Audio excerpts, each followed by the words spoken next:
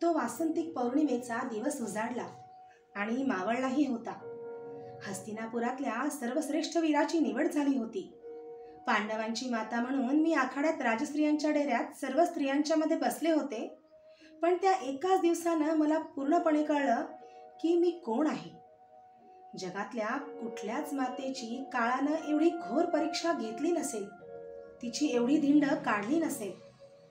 त्या दिवशी गुरुद्रोण स्पर्धा संपल्यावर अर्जुनाच्या गळ्यात ती मानाची नीलकमलांची माला घालणार एवढ्यात एक उंच तेजस्वी आणि धिप्पाड तरुण आखाड्याच्या महाद्वारातून दंड थोपटीत थांबा म्हणत आत घुसला. किती निर्भय आणि खंबीर होता तो. क्षणार्धात तो मधल्या दगडी चौथऱ्यावर उभा राहून गरजला, राजपुत्र अर्जुनानं आज या ठिकाणी करून दाखवलेले सर्व पराक्रम मी आता करून दाखवणार आहे. मला संधी मिळेल का? महाराज धृतराष्ट्रांनी राजदंड उचलून त्याला अनुमती दिली. त्यानंतर त्याला चौथऱ्यावर जेवढी मारली ती किती सहज. त्याच्या रूपानं जणू एक तेजाचा लोळच सगळ्या आखाड्यात विजेसारखा इकडे तिकडे चमकत होता. त्याच्या सर्व हालचालीत अतिशय गती होती, चपळता व सहजता होती. शेवटी तो आखाडे बदलत बदलत मल्लविद्येच्या आखाड्यात अगदी आमच्या डेऱ्यासमोर आला. केवळ एक कटिवस्त्र असलेला तो तरुण म्हणजे पायांनी चालणारा नागशत पर्वत होता. त्याचं उघडं अंग सूर्यप्रकाशात इतकं चमकत होतं की सूर्यदेव आकाशात आहेत की पृथ्वीवर तेच समजत नव्हतं. आकाशाच्या पोटात घुसणाऱ्या शालवृक्षासारखा तो उंच होता. पळसाच्या तांबड्या फुलासारखे त्याचे गाल रसरशीत लाल होते. सिंहाच्या आळेसारखे त्याचे कुरळे सोनेरी लांब सडक केश त्याच्या विशाल खांद्यावर मंद मंद रुळत होते. मध्येच तो पाठमोरा होई. त्याची पाठ फणसाच्या पिवळ्या धमक फाकेसारखी विशाल आणि नितळ होती. तो नुसता थोडासा जरी सहज हल्ला तरी त्याच्या सर्वांगाचे पिरदार स्नायू वळवळणाऱ्या सतेज भुजंगासारखे तिथल्या तिथंच गोल फिरत बघणाऱ्याची दृष्टी जागीच खिळवून ठेवत. चर्या गदेच्या शिरस्त्राणासारखी गोल गरगरीत होती. मान शंखासारखी पिरदार असून खांद्याच्या भक्कम शय्येत ती चिखलात हत्तीचा पाय रुतावा तशी जिथल्या तिथं बसवली होती. प्रत्येक गण त्याचा कर्ण कर्ण म्हणून जय जयकार करीत होते. खेळत खेळत घामानं निथळणाऱ्या त्यानं आपल्या प्रतिस्पर्ध्यावर बाहुकंटक नावाचा अवघड डाव टाकला. तसा त्याचा प्रतिस्पर्धी मरणाच्या भीतीनं हातपाय झाडू लागला. त्या वीरानं आमच्या डेऱ्याकडे बघितलं. माझ्या डोक्यावर विजेचा लोळ पडल्यासारखं झालं. त्याच्या लाल गोल मुखावर लालसर निळा प्रकाश फेकीत दोन मांसल सोनेरी कुंडल त्याच्या कानात डौलानं डुलत होती. तो दुसरा तिसरा कोणी नव्हता. मी अश्वनदीला जन्मतः अर्पण केलेला तो साक्षात सूर्यपुत्र होता. जणू आपल्या पित्याचं रूप घेऊनच तो सर्वांना जाळायला आज तिथं आला होता. किती ऐटदार दिसत होता तो. अरण्यातल्या घोड्यासारखी त्याची चाल ऐटदार होती. माझ्या इतर पाचही पुत्रांपेक्षा तो सर्वात अधिक देखणा होता. कितीही झालं तरी तो सूर्यपुत्र होता, ज्येष्ठ होता. त्याचं सर्वांग तेजाचे कण बाहेर फेकीत होतं. कर्ण, त्या दोन अक्षरी नावात काय काय रहस्य लपलं होतं ते धात्री आणि मी याशिवाय त्या भव्य आखाड्यात कोणालाच माहीत नव्हतं. प्रत्यक्ष कर्णाला सुद्धा. पौर्जन त्याचा वीर म्हणून जय जयकार करीत होते. पण तो साधा वीर नव्हता, वीरांचाही वीर असं त्याचं खरं स्वरूप होतं. माझा तो सर्वात पहिला पुत्र होता, पहिला आणि ज्येष्ठ पांडव. त्याच्यासाठी सतत आक्रोशणारं माझं मातेचं मन तडफडू लागलं. तिथले सगळे लोक पृथ्वीच्या पोटात अदृश्य झाले असते तरी मला त्याचं काहीच वाटलं नसतं. मला त्याला एकदा कडकडून मिठी मारायची होती. त्याच्या कानातल्या कुंडलांचे दीर्घकाळ साठलेले मुके घ्यायचे होते. ते गंगा, यमुना, चर्मणवती आणि अश्व या नद्यांच्या पाण्यावर वाढलेलं माझं सतेज टवटवीत सोनेरी कमळ मला माझ्या दोन्ही हातांनी मनसोक्त कुरवाळायचं होतं. कित्येक वर्ष माझ्या मनाचा एक कप्पा त्याच्यासाठी अश्रू ढाळत आला होता. त्याला धड एक वेळ सुद्धा पाजणं मला जमलं नव्हतं. माझ्यातील मातेचं मन मला मुळीच स्वस्थ बसू देईना. हृदयात कधीही न अनुभवलेली विरही खळबळ माजली. त्याच्या चिमण्या ओठांना पारखं झालेलं दूधही माझ्या शरीरात गरगर फिरू लागलं. उरात भरून आलं. मी उठून उभी राहिले. मला त्याच्या केवळ दर्शनाचंच अनावर पाना फुटला. कंचुकी दुधानं भिजून गेली. काय करावं ते समजेना. डोळ्यातून अश्रू पाझरत होते, स्तनातून दूध वाहत होतं.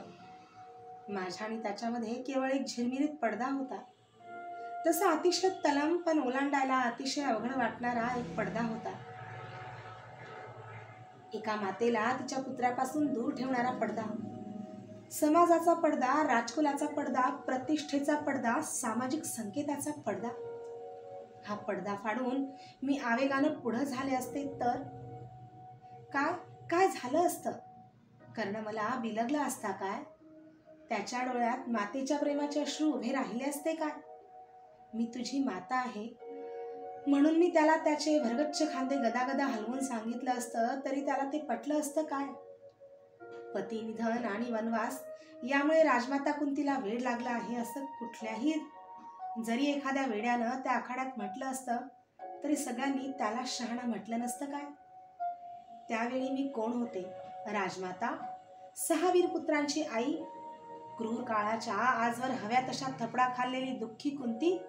छे, त्यावेळी एका पुत्राला आपल्या मिठीत घेण्यासाठी आसुसलेली मी एक चिरविरहीण माता होते, पण असहाय्य होते. पाण्याबाहेर काढलेल्या मासोळीसारखी मी तडफडत होते. त्याच्या दर्शनानं शरीराचे बांध फोडून आलेला पान्हा आवरत नव्हता. जगाच्या दृष्टीला कर्ण मोठा वीर वाटत असेल, पण मला मात्र तो नुकताच जन्माला आल्यासारखा वाटत होता. माझं मन पिंजऱ्यात कोंडलेल्या मैनेसारखं आतल्या आत फडफडू लागलं. असहाय्यपणे मी हाताने छाती दाबून घेतली तरीही दूध आवरत नव्हतं. दीर्घकाळ जीवाच्या निर्धारानं दाबलेला तो पान्हा होता. आता तो आवरणार नव्हता. माझी कंचुकी चिंब भिजली. मी परत मटकन खाली बसले. धात्री मला सावरू लागली. तिला दूरचं काही दिसत नव्हतं, त्यामुळे आखाड्यात कोण होतं ते तिला कळलं नाही.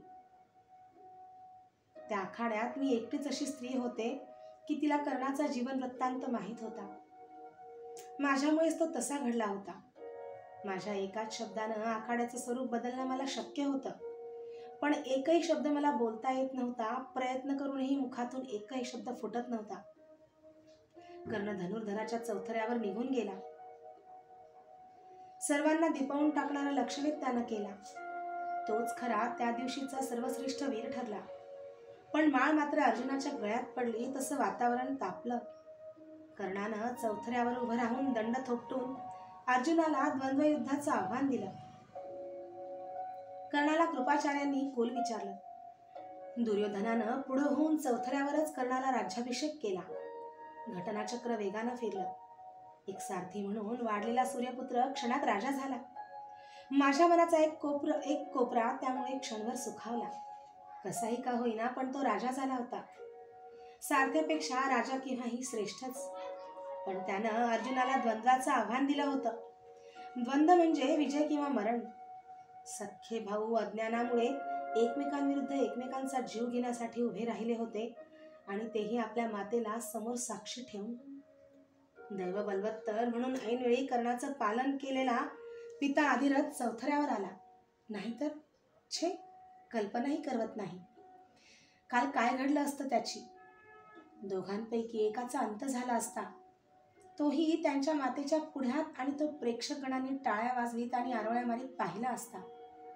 पण कर्ण हा सारथ्याचा मुलगा आहे हे कळताच त्याला सर्वांनी टोचून घेतलं. सर्वजण सारथ्याचा मुलगा म्हणून त्याला हिणवू लागले. साक्षात सूर्यपुत्रावर क्षुद्र किडे थुंकू लागले, आणि तेही त्याच्या मातेसमोर. सारथ्याचा मुलगा त्या लोकांच्या आरोळ्या माझ्या कानात भाल्याच्या टोकासारख्या घुसत होत्या. कोणाला ते सारथी म्हणत होते?